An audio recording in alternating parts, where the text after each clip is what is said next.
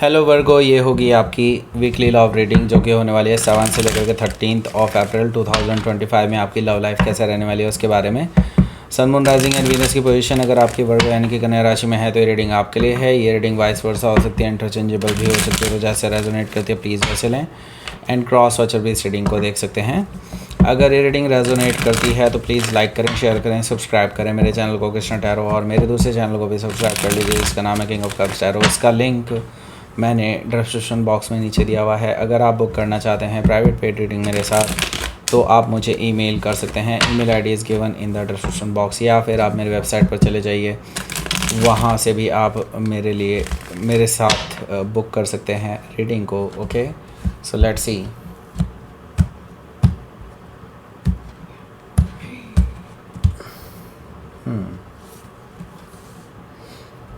Justice card, the Devil, Four of Pentacles, Queen of Cups, Six of Pentacles,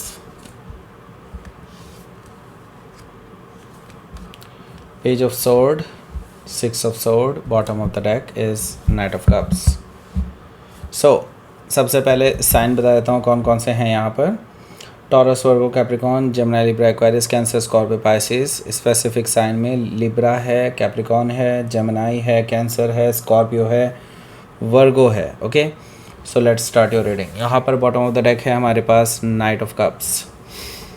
सो ये person बार बार गलतियाँ करते हैं, फिर बार बार आप उन्हें माफ़ कर देते हैं, फिर ये बार बार गलतियाँ करते हैं, फिर से माफ़ी मांगने आ जाते हैं। ऐसा मुझे दिखाई दे रहा है नाइट ऑफ कप से। लेकिन इस बार भी ये पर्सन अगेन कुछ गलती कर चुका है और अभी ये जानते हैं कि इनकी गलतियां क्या हैं और आपसे माफ़ी मांगने आ रहे हैं फिर से। ओके, रोमांटिक जेस्चर लेकर के आ रहे हैं, आपके साथ रिकन्सिलिएशन का ऑफ़र लेकर के आ रहे हैं। लेकिन वही बस देखो, ऊपरी रूप से इन्होंने आपसे माफ़ी ज़रूर मांग लेनी है, लेकिन अंदर इनके अंदर गिल्ट नहीं है। ओके, सो ये चीज़ आपको ध्यान रखनी होगी। इस पर्सन को गिल्ट फील कराओ ये चीज़ का। ओके, क्योंकि है ऐसा, ये पर्सन जैसे ही आप उन्हें माफ़ कर देते हैं इनको लगता है कि हाँ ठीक है, ओके कोई फ़र्क नहीं पड़ता। ओके, सो ये चीज़ें हैं इनके अंदर। हो सकता है कि आप किसी स्कॉर्पियो से डील कर रहे हो, या फिर स्कॉर्पियो उनके चार्ट में हो सकता है। द हर्मिट कार्ड है यहाँ पर, जो कि मुझे बता रहा है कि भाई देखो, आपके पर्सन बहुत सारी गलतियाँ कर चुके हैं ऑलरेडी, और इसकी वजह से टॉक्सिसिटी भी जनरेट हो चुकी है। आपको पता है कि बहुत प्रॉब्लम आने वाली है इन फ्यूचर। आपको पता है ये चीज़ों का कि जैसे जैसे आप लोगों का रिश्ता और ज़्यादा मैच्योर होगा, प्रॉब्लम्स ये बढ़ती चली जाएंगी, क्योंकि इनका सोल्यूशन निकालने के लिए वो तैयार नहीं है। अब आपको ये सोचने पे मजबूर कर रहा है ये पर्सन कि next thing what should I do. Okay, आप यही सोच रहे हैं कि आपको करना क्या चाहिए। इंट्रोस्पेक्शन कर रहे हैं कि क्या चीज़ें सही की जा सकती हैं, what you can do on your side. Okay, ये सबसे बड़ी बात है यहाँ। द हर्मिट कार्ड मुझे ये चीज़ बता रहा है। ओके, सो यहाँ पर मैं एक चीज़ देख रहा हूँ कि आपके लिए डेफिनेटली कोई ना कोई रास्ता ज़रूर निकलेगा अगर आप इंट्रोस्पेक्शन करते हैं तो, क्योंकि आपके एंजल्स, गाइड्स और यूनिवर्स आपको रास्ता ज़रूर दिखाएंगे। ओके, हो सकता है कि आप किसी वर्गो से डील कर रहे हो, या फिर वर्गो ही उनके चार्ट में हो सकता है। क्वीन ऑफ सोर्ड भी यहाँ पर मौजूद है। देखिए, आप अब इस बार इनको एक साइलेंट ट्रीटमेंट भी देने वाले हैं। साइलेंट ट्रीटमेंट के अलावा आप इनको थोड़ा हार्श ट्रीटमेंट भी दे सकते हैं, ऐसा मुझे दिखाई दे रहा है। क्वीन ऑफ सोर्ड से आप इस पर्सन को इस बार ईज़िली माफ़ नहीं करेंगे। आपने ये सोच लिया है कि जब तक इनको अपनी गलतियों का एहसास एक्चुअल में नहीं हो जाता, जब तक ये अपने अंदर चेंजेस लाने के लिए तैयार नहीं हो जाते, तब तक आप इस पर्सन को माफ़ नहीं करेंगे, या फिर आप इस पर्सन से सीधे मुंह बात नहीं करेंगे, ऐसा मुझे दिखाई दे रहा है क्वीन ऑफ सोर्ड से। सो आप इस पर्सन को कट ऑफ करने के लिए भी तैयार हैं। आपने अब की बार सोच लिया है कि अब की बार इतना हार्श होना है कि लाइक इस पर्सन को ये ना हो कि वो कल को फिर से आपको फॉर ग्रांटेड ले ले। ओके, हो सकता है कि आप किसी लिब्रा से डील कर रहे हो, या फिर लिब्रा उनके चार्ट में हो सकता है। एस ऑफ वॉन्ड्स भी यहाँ पर मौजूद है। देखिए, ये पर्सन क्योंकि आपको लेकर के पैशनेट है, तो ये पर्सन वापस से आपके लिए ऑफ़र लेकर के आ रहा है। नई शुरुआत का ऑफ़र है, डेफिनेटली पैशनेट हैं आपको लेकर के, फिज़िकली अट्रैक्टेड भी हैं, और ये आपको फिर से वही उसी साइकिल में वापस खींचने की कोशिश करेंगे कि नहीं, पीछे की चीज़ें छोड़ो, पीछे जो हुआ हुआ, एक नई शुरुआत करते हैं, फ्रेश बिगनिंग करते हैं, ऐसा वैसा करके ये पर्सन आपको मनाने की कोशिश करेंगे, लेकिन आप नहीं मानने वाले इस बार आप अड़ियल स्वभाव के हैं। आई सी दैट 3 ऑफ वॉन्ड से आप इन बातों में नहीं आने वाले। जब तक ये पर्सन पूरी तरह से सही नहीं हो जाते तब तक आप इनसे बात नहीं करेंगे, इस बार आपने ठान लिया है। 3 ऑफ वॉन्ड से मुझे दिखाई दे रहा है आप अब बेसिकली वेट करने के लिए तैयार हैं कि जब तक ये पर्सन सुधरेगा नहीं तब तक आप इनके साथ आगे नहीं बढ़ेंगे। स्टेबल रिलेशनशिप तभी होगी जब ये पर्सन अपने अंदर चेंजेस लाएंगे, ट्रांसफॉर्मेशन लाएंगे। ओके, देखिए आप 3 ऑफ वॉन्ड पे खड़े हैं, दैट मीन्स कि आप एक 4 ऑफ वॉन्ड की तरफ देख रहे हैं। बेसिकली आप एक स्टेबल रिलेशनशिप की तरफ देख रहे हैं, एक कमिटमेंट की तरफ देख रहे हैं, शादी की तरफ देख रहे हैं कुछ लोग। तो उससे पहले आपके पास कुछ सॉलिड स्ट्रक्चर होना चाहिए, और वो सॉलिड स्ट्रक्चर तभी आ सकता है जब ये पर्सन सुधर जाए। ओके, सो लेट्स सी, देख लेते हैं आपके लिए पहला कार्ड क्या है। पहला कार्ड है आपका जस्टिस कार्ड। सो देखिए, आपको जस्टिस मिलना है, तय है, और ये जो पर्सन है इनको इनके कर्मों का फल मिलना तय है। अगर आपने भी कोई बुरा कर्म किया तो आपको भी मिलेगा। ओके, सो यहाँ पर मैं देख रहा हूँ कि आपके लिए बैलेंस आता हुआ दिखाई दे रहा है, और आपको जस्टिस मिलता हुआ देख रहा हूँ मैं यहाँ पर जस्टिस कार्ड से। सो हो सकता है कि आप किसी लिब्रा से डील करो, या फिर लिब्रा उनके चार्ट में हो सकता है।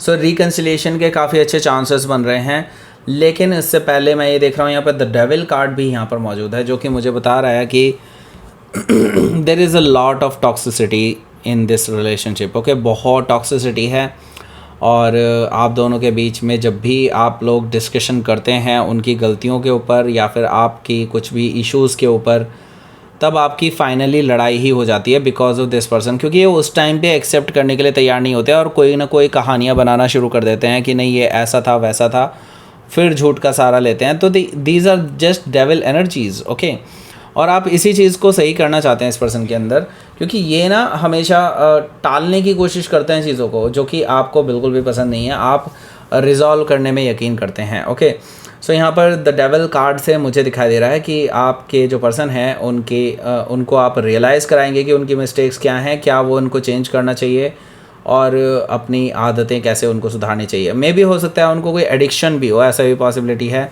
लाइक मे बी नशा करते हों, या फिर किसी भी तरह का नशा हो सकता है, या फिर कुछ मे बी